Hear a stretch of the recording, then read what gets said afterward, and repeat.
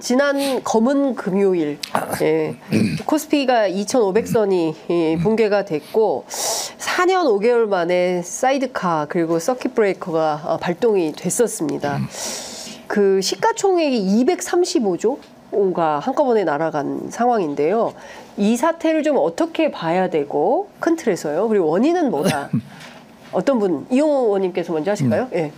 뭐 단적으로 그 당시에 있었던 일은 미국 실업률이 평균 4.2 정도를 예상했는데 4.3이 나왔던 거고 네. 일반적으로 FRB 연구자 중에서 네. 연구했던 게 작년 12개월 동안 있는 실업률이 최저점보다 이 3개월 실업률이 네. 더 낮아지면 네. 이거는 침체다라고 사인을 해석을 했습니다. 바로 그 지점에 딱 도달하는 바람에 네. 사람들이 경기 침체 아니야?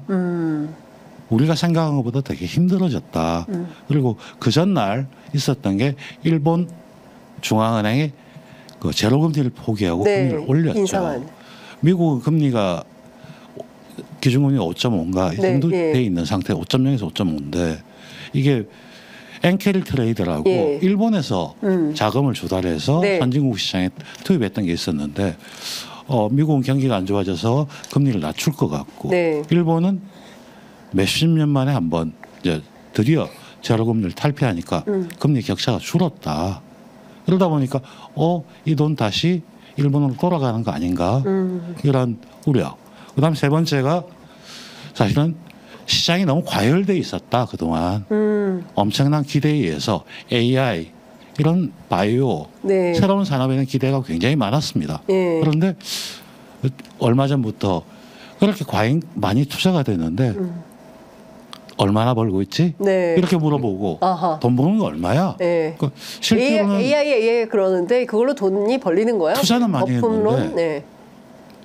현찰 보여줘. 아니, 예. 아직은 없다. 아. 다음에 한다. 예. 이런 현상이 딱 발생하다 보니까 예.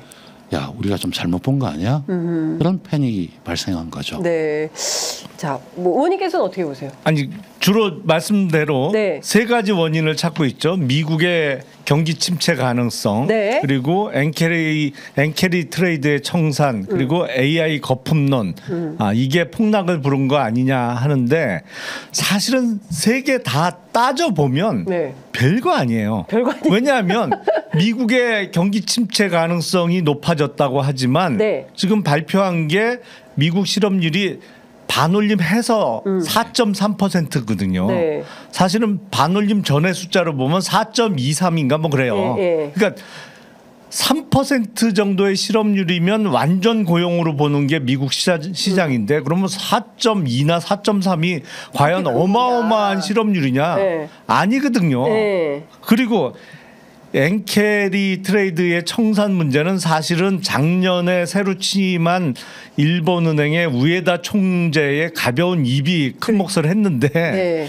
이게 예상을 못하고 있는데 일본은행이 기준금리를 0.25%로 인상했단 말이죠. 예. 그러니까 언론들이 다 물어볼 거 아니에요. 또 하실 겁니까? 그러니까 얼마든지 하겠다 그랬어요. 우에다 총재가. 네.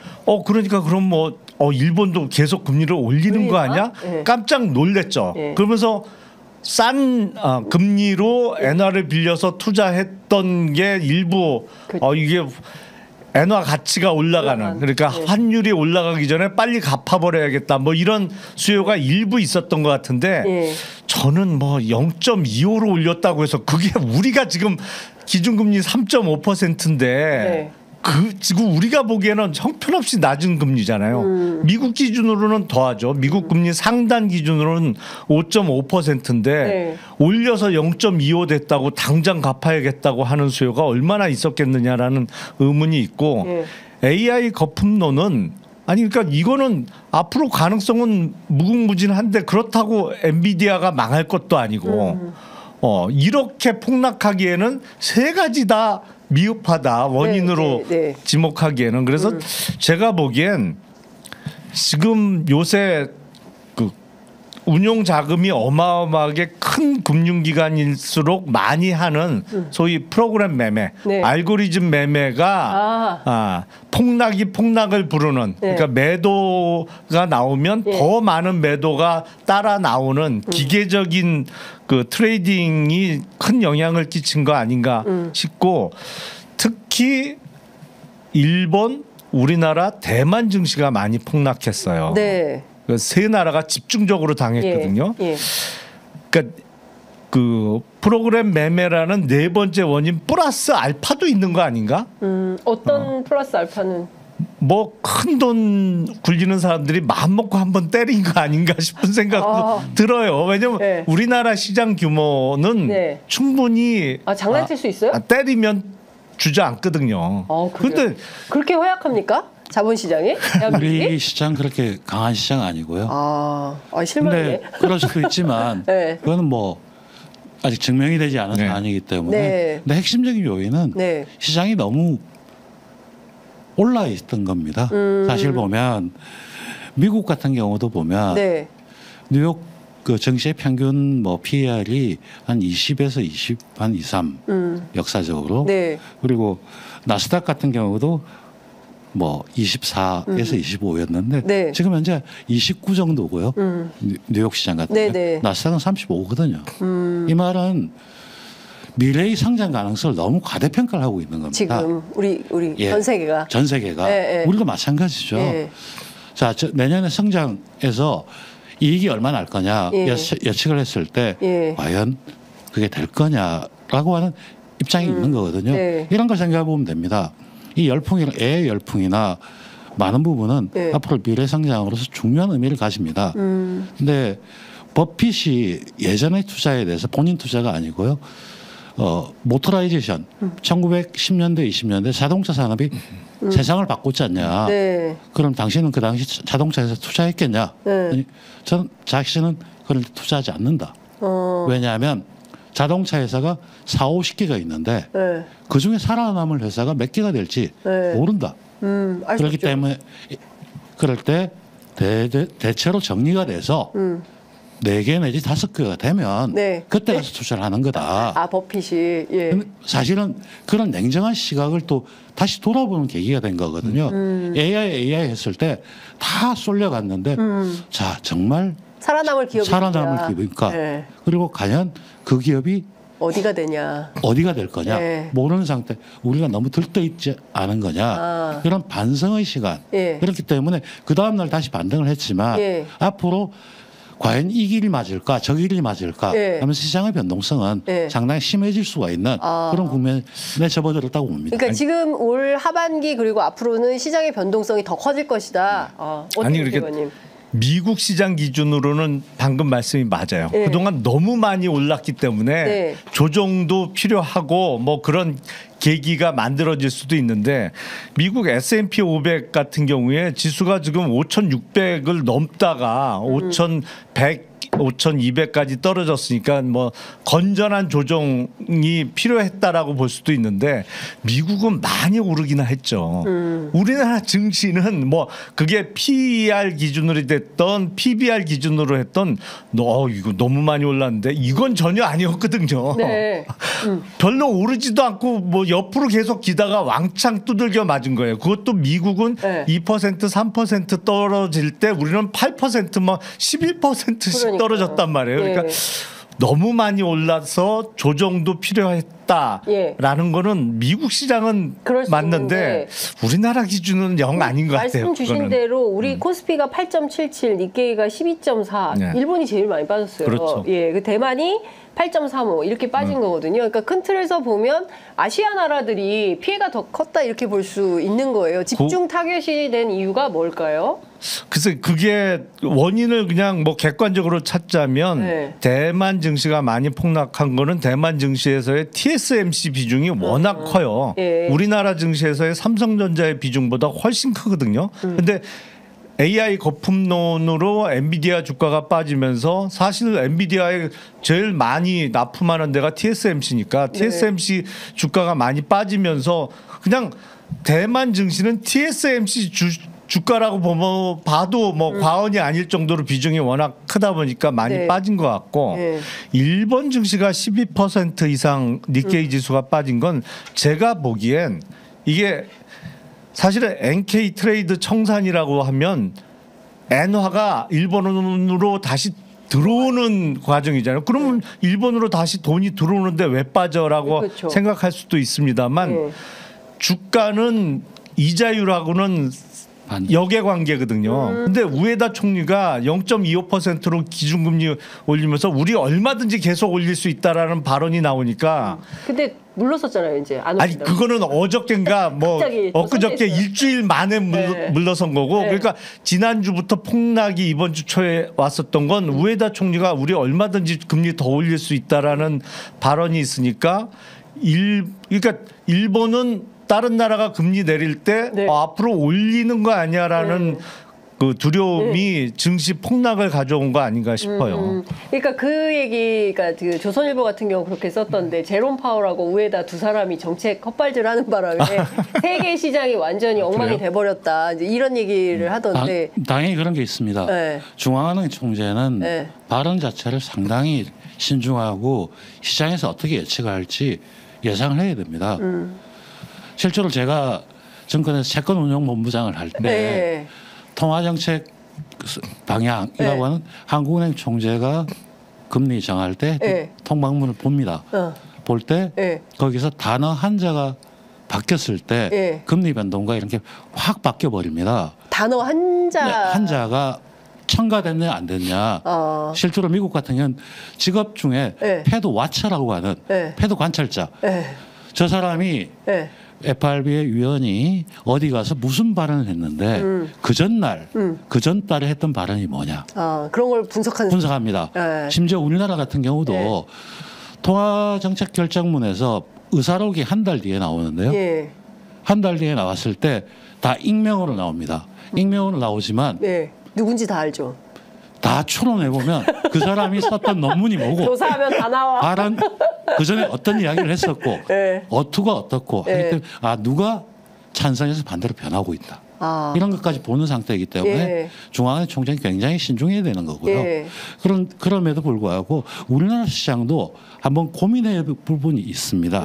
왜냐하면 코스닥의 경우에 지금 퍼가 한 17 정도 되거든요. 네. 제가 알고 있는 시장에서 한 12를 중심으로 두고 왔다 갔다 하는 상태 17 네. 상당히 높은 수준에 있습니다. 네. 근데 코스닥의 경우에는 100이 넘습니다.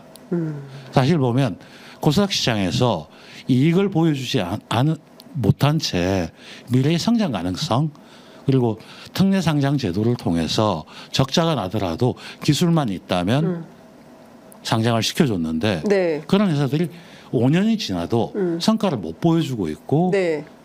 참 안타깝게 되는 회사들이 많이 보이고 있거든요. 이제 그런 회사들을 잘 선별되질 수 있는 장치. 그러니까 시장에도 진입을 편하게 해줄 수도 있어야 되지만 네. 시장에서 제대로 역할을 하지 못하는 기업에 대해서 퇴출도 해야 되는데 네. 우리나라에서는 한번 상장했다 퇴출하려고 하면 못해요. 난리가 나죠. 이런 상태다 네. 보니까 예. 좋은 회사가 아닌 예. 여러 가지 회사들이 많이 있다 그렇습니다. 보니까 예. 시장 기능을 못한 부분도 예. 있었다. 예, 일단 한번 생기면 없애는 건 곤란한 것 그럼요. 같아요. 예. 그래서 뭐 어느 회사 언론계도 어디 망한다, 뭐 자본 잠식이다 안 망해요. 계속 있어요. 그 상태로. 그러니까 상당히 참 그 우리나라 시장이 좀 뭐 기형적이고 기괴하고 자본 시장 질서도 좀 새로 개편할 필요가 있다라고 말은 많이 하는데 말씀해 주신 대로 문제는 정치인 것 같아요. 원래 정책 당국에서 이런 것들을 사실 정치 영역에서 이 경제 정책 다 이제 예, 하는 건데 그런 게 안 되니까 참 답답하다라는 생각이 좀 드는 건데요. AI 거품론은 맞는 겁니까? 어떻게 보세요?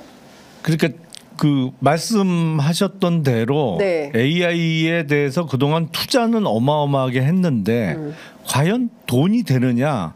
지금 챗 GPT-4o 같은 경우에 유료 서비스로 제공하는데 그거 유료 서비스 회비 받아갖고 뭐 얼마나 되겠어요? 근데 그건 유료지만 그 MS에서 만든 그 코파일럿 같은 건 무료거든요. 그러니까 그거는 돈이 되는 비즈니스 모델이라고 생각이 안 돼요. 그러면 네. 어디서 돈이 될 거냐? 근데 이게 인터넷 붐 초기처럼 다 찾고 있는 과정 아닌가. AI가 분명히 뭐가 되긴 될 것 같은데 아직까지는 어디서 확실하게 돈이 될 거라는 확신은 못 주고 있는 상황이라 이번에 AI가 거품 아닌가 그러면서 한번 푹 꺼진 것 같은데 제가 가능성을 짚어보면 아마 의외로 바이오 같은 데서 터질 수 있을 것 같아요. 그러니까 예를 들어서 지금 신약 개발하는데 돈도 많이 들고 기간도 많이 들잖아요. 많이 걸리잖아요. 그러니까 뭐 단백질 구조 분석하고 이러는 거에 어마어마한 기간과 뭐 자금이 소요되는데 AI가 조금 더 발달해서 이런 단백질 구조 분석이나 뭐 어떤 거하고 합쳤을 때 어떤 효과 같은 거를 빨리빨리 분석해 낸다. 그래서 그 전에 10년씩 걸리던 신약 개발이 정말 1년 내지는 몇 개월로 단축된다는 거 그 정도 하나만 보여줘도 다시 폭발할 수 있을 거예요. 근데 언젠간 될 거라고 저는 믿습니다. 왜냐하면 이게 AI라는 인공지능과 관련해서 싱귤레러티라는 개념이 있어요. 그게 이제 우리나라 말로는 특이점이라고 그 번역을 하는데 그게 뭐냐면 인공지능의 수준이 인간을 뛰어넘는 딱 그 지점. 그걸 싱귤레러티라고 하는데 많은 사람들이 이건 불가능하다고 했다가 뭐 2050년에는 가능했다고 했다가 점점 짧아지고 있어요. 이게 이제 정말로 인간의 능력을 뛰어넘는 인공지능이 조만간 나온다. 근데 사람보다 낫다. 사람보다 낫다. 사실은 요새 내비게이션은 사람보다 낫죠. 많은 경우에 우리가 아주 노련한 경험 많은 택시 운전기사분보다 내비게이션 말을 더 믿잖아요. 택시 기사분들 딱 타면 어디 찾아줘 말씀으로 나십니다. 그러니까 이 특이점이라는 게 조만간에 나올 거고 하여튼 그 근처만 가도 AI는 폭발할 것 같아요. 그래서 지금 거품론은 제가 보기에는 올해는 못 갈 현상 아닌가. 그리고 분명히 어디선가 AI가 돈이 된다는 게 분명히 조만간 터질 거다 이렇게 생각합니다. 제가 아까 말씀드렸던 게 그렇게 될 겁니다. 그러나 아직까지 그 영역이 어딘지 찾는 과정이기 때문에 가다 보면 이 길이 아닌가 보다. 딴 거 아니야? 사실은 뭐 대부분이 데이터를 어떻게 분석하느냐의 문제고 그건 금융기관에서 고객 분석할 때도 필요한 것이고 여러 가지 영역에서 적용되는데 야 이게 다 적용이 될 것 같긴 한데 어디지? 아직은 모르고 사람들이 몰려가는 그런 과정이죠. 우리가 보면 인터넷 열풍이 지나고 난 다음에 이제 구글이라든지 페이스북이라든지 이런 데가 등장을 하면서 산업을 바꿔 나갔는데 그때는 그 가능성은 높게 봤죠. 그렇지만 그 과정을 보면 굉장히 변동성이 심할 수밖에 없고 지금 그걸 찾는 과정에 있다. 이런 부분을 주목해야 될 겁니다. 예전에 이제 제가 다니던 회사 오마이뉴스도 세계에서 주목했던 인터넷 시민 언론이었습니다. 지금 어떤지 잘 모르겠죠. 뭐 지금 취재 편의점이 앞섰다고 지금 자랑질하시는 거예요? 앞서지는 않았습니다. 좀 더 가보겠습니다. 여하튼 지금 뭐 AI 거품론에 대해서 이게 비전은 있는 것이다. 근데 어디서 터질지는 모르고 모색기다 찾아보는 중이다. 근데 이것도 뭐 시민들의 전 세계 시민들의 어떤 집단지성을 통해서 길을 찾아가겠으나 지금은 알 수는 없다. 그러나 바이오나 이런 데서 터질 수도 있다. 바이오가 될지 뭐 금융이 될지 모릅니다만 헤매기는 헤매겠죠 한동안. 하지만 분명히 어디선간 터질 거라고 저는 생각해요. 투자자의 관점에서는 그때 그동안 기다릴 수 있느냐. 자기가 투자했을 때 그 이전에 자신이 인내심을 가지고 기다릴 수 있느냐. 이게 가장 중요합니다. 그러니까 어디가 좋다는 소리를 듣고 투자를 할 것이 아니고 자기의 가용 자원 속에서 투자를 해놓고 그게 올 때까지 기다릴 수 있느냐가 가장 중요합니다. 그 댓글창에 김용남 의원은 참 아는 것도 많다. 욕심나는 보수 의원이다. 의원님 그 경제 얘기하니까 막 칭찬 댓글이 엄청 달리네요. 제가 좀 잡식하죠.